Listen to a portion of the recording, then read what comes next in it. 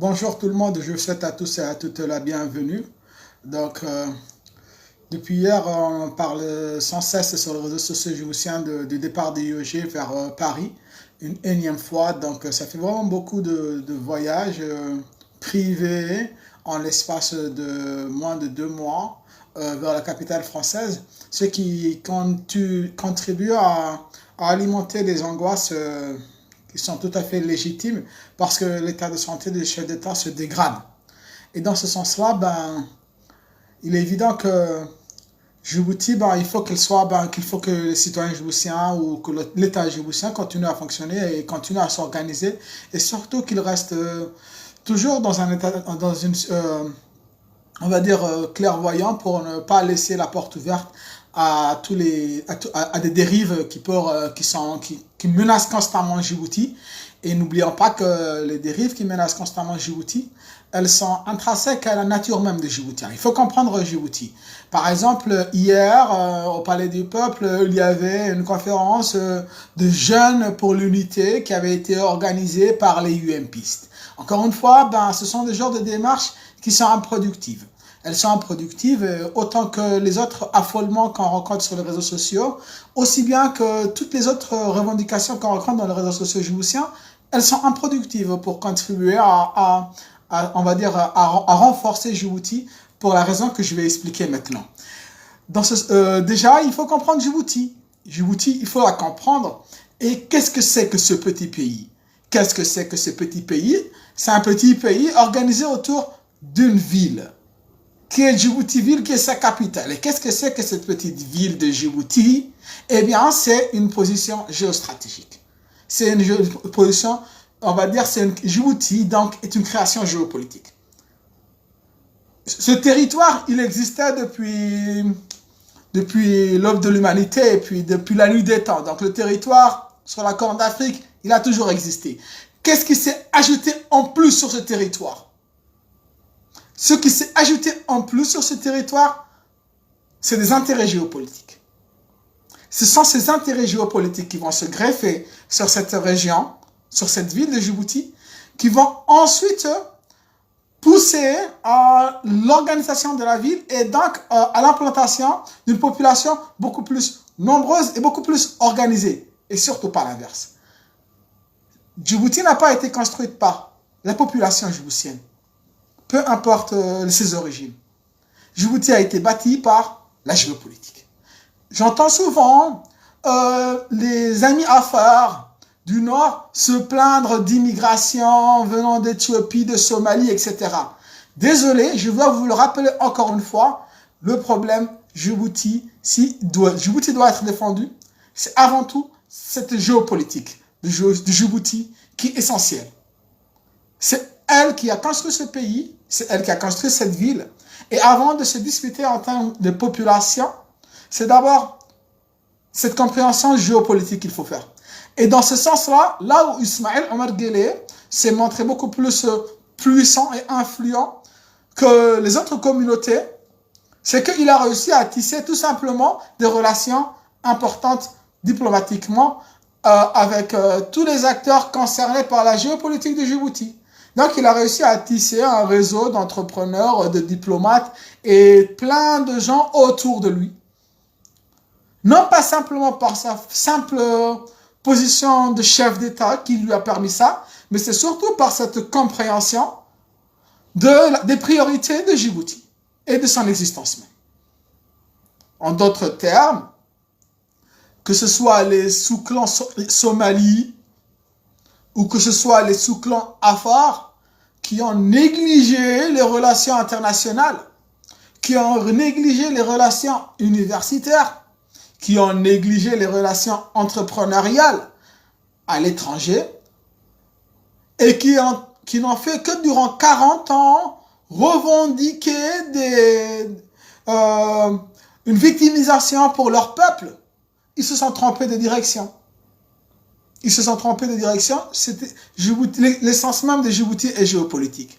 C'est dans ce sens-là qu'il fallait investir les 40 dernières années pour réussir à se montrer, on va dire, à force égale politiquement avec Ismaël Omar Guelleh et son entourage et sa famille. Au lieu de se plaindre et de se réveiller 40 ans après. Parce que moi, je suis jeune. Je suis dans mon temps. Et je suis content d'avoir fait le bon diagnostic à temps. Et c'est pour ça que j'incite aussi les autres communautés, on va dire les sous-communautés Afar et les sous-communautés Somali, à se re-questionner sur la géopolitique de Djibouti et à se re-questionner sur les relations qu'ils vont tisser à l'étranger. Que ce soit des relations commerciales, que ce soit des relations entrepreneuriales, que ce soit des relations universitaires et académiques et intellectuelles. Tout ça est à revoir, sans tourner autour du pot, pour les communautés, on va dire, Afar, particulièrement, qui sont encore en train de se plaindre du délabrement du Nord, alors que durant 40 dernières années, ils ne se sont pas, ils ont eux-mêmes négligé la géopolitique djiboutienne. Et ils s'étonnent que la région du Nord est négligée. La population du Nord n'est pas négligée. C'est les leaders Afar qui ont négligé la géopolitique. Je répète, ce n'est pas la région du Nord qui est négligée. C'est les, on va dire, c'est les leaders Afar qui ont négligé la géopolitique.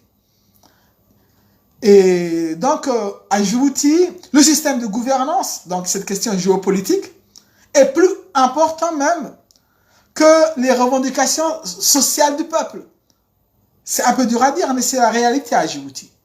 Et donc, il faut remettre dans l'ordre dans ces réalités. Maintenant, concrètement, comment ça va se faire concrètement? Concrètement, ça va se faire, par exemple, il y a une grande anti-France en Afrique.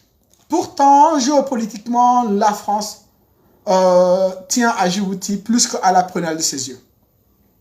Géopolitiquement, la France, pas que la France, l'Europe, je reprends, pas que la France, c'est l'Europe, et aussi les États-Unis tiennent à Djibouti plus qu'à la prunelle de leurs yeux. Si maintenant les leaders djiboutiens, qu'ils soient de l'opposition ou du gouvernement, ils réussissent à comprendre cette réalité-là, eh bien, ils doivent se casser le dos pour tisser des relations avec toutes ces puissances étrangères pour le développement aussi bien de Djibouti que de leur propre peuple. Vous voulez sauver le peuple djiboutien, vous pouvez sauver le peuple somali, vous voulez sauver la communauté saint-laurent, vous voulez sauver la communauté arabe, vous voulez sauver la communauté afar, Debné, Fourlaba, vous voulez développer la population djiboutienne, vous voulez une meilleure situation de vie à Djibouti, eh bien mettez-vous à la géopolitique. C'est la raison même de l'existence du Djibouti. Et mettez-vous donc au système de gouvernance, c'est la raison même de l'existence du Djibouti. Et là, le problème qui se pose encore une fois, c'est que les militaires français, ils vont rester. Ils vont rester et il n'y a pas de doute. Le 5e Riahom, il peut être transformé en musée. Moi, j'ai focalisé ma critique sur le 5e Riahom, qui est tellement archaïque, qui est tellement vieux, qu'il est temps pour lui de devenir un musée. Musée, on va dire, de l'histoire djiboutienne, ou musée de l'histoire franco-djiboutienne, je n'en sais rien, ou même musée colonial, peu importe, mais ce contingent et ces infrastructures, elles doivent changer de forme. Mais ce n'est pas pour autant que les relations militaires avec la France vont s'interrompre. Donc, le fait de reconnaître cette interdépendance, on va dire, entre Djibouti et la France, d'un point de vue militaire, c'est ça la géopolitique. Et c'est de là que commencent, on va dire, les revendications djiboutiennes.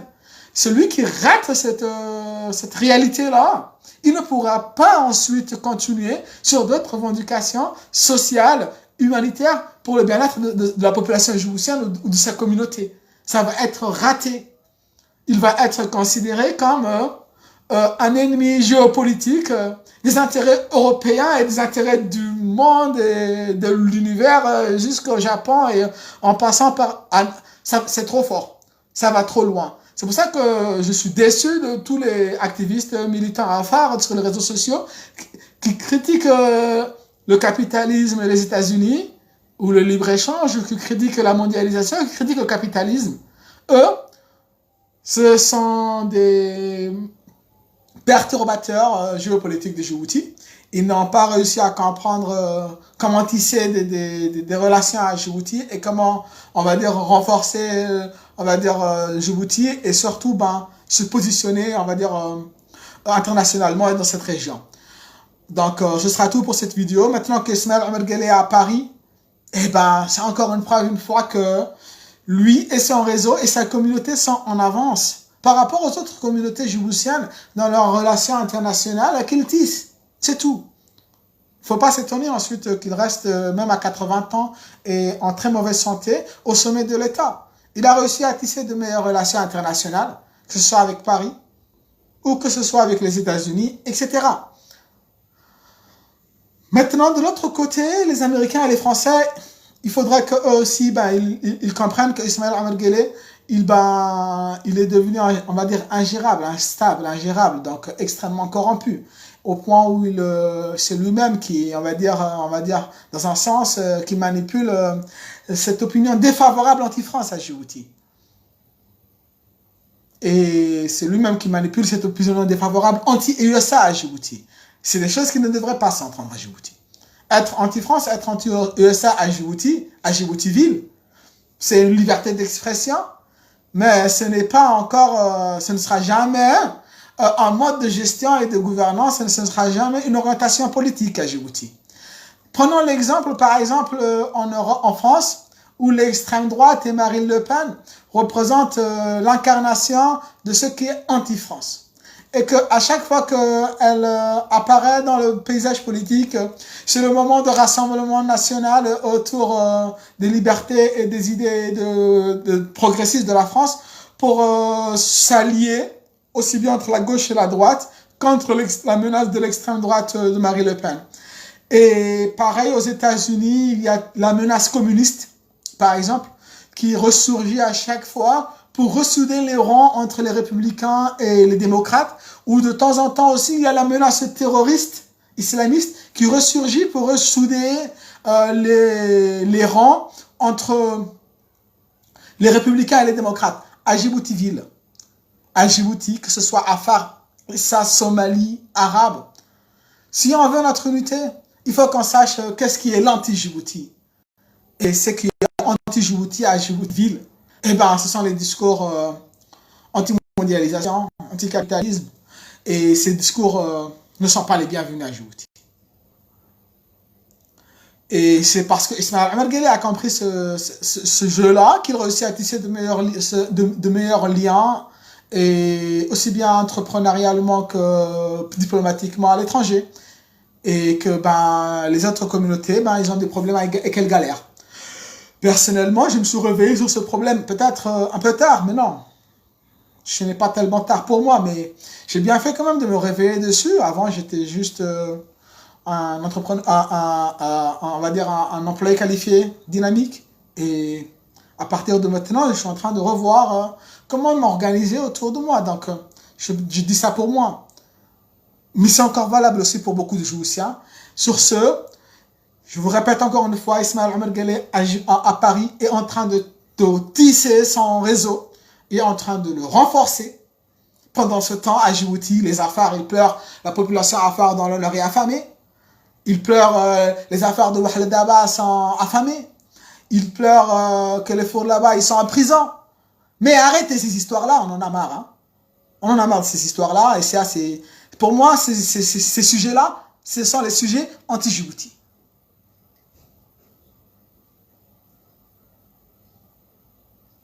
On revient aux fondamentaux. Djibouti est une ville géostratégique, géopolitique.